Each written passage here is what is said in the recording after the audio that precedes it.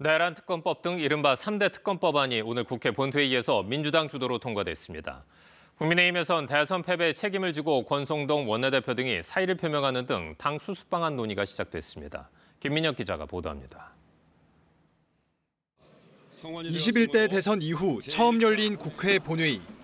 내란, 김건희 여사, 순직해병특검법 등 이른바 3대 특검법이 더불어민주당 주도로 국회 본회의를 통과했습니다. 순직해병특검법은 순직해병에 대한 사고 경위와 수사 방해 의혹을, 내란특검법은 윤석열 전 대통령의 12.3 비상계엄 선포와 관련한 범죄 의혹을 수사하기 위한 법안입니다. 김건희 특검법은 도이치모터스 주가 조작 의혹과 건진법사 관련 의혹 등을 규명하는 내용을 담았습니다. 이들 특검법은 앞서 여러 차례 국회 본회의를 통과했지만 윤석열 전 대통령의 제2요구에 막혀 폐기된 바 있습니다. 검찰총장뿐 아니라 법무부 장관도 검사 징계를 직접 청구할 수 있도록 하는 검사징계법 개정안도 국회 문턱을 넘었습니다. 집권 여당 민주당이 해야 할 일은 분명합니다.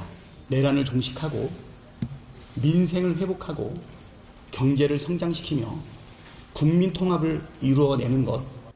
3대 특검법 등의 반대 단원을 채택한 국민의힘 의원들은 대부분 표결에 불참한 가운데 조경태, 안철수, 김재섭, 한지아 의원 등은 3대 특검법안에 모두 찬성표를 던졌습니다. 야당이 된 국민의힘에서는 대선 패배 이후 당 수습 방안 논의가 이어지고 있습니다.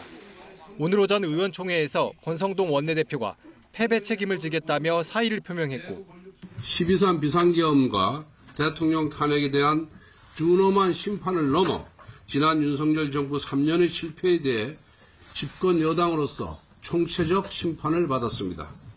김상훈 정책위의장 등 비상대책위원들도 사퇴 의사를 밝혔습니다. 다만 김용태 비상대책위원장은 여러 의견을 경청하겠다며 거취 입장 표명을 미룬 가운데 국민의힘은 다음 주 월요일 의원총회를 다시 열어 현 비대위 체제 유지 여부 등을 결정할 계획입니다. KBS 뉴스 김민혁입니다.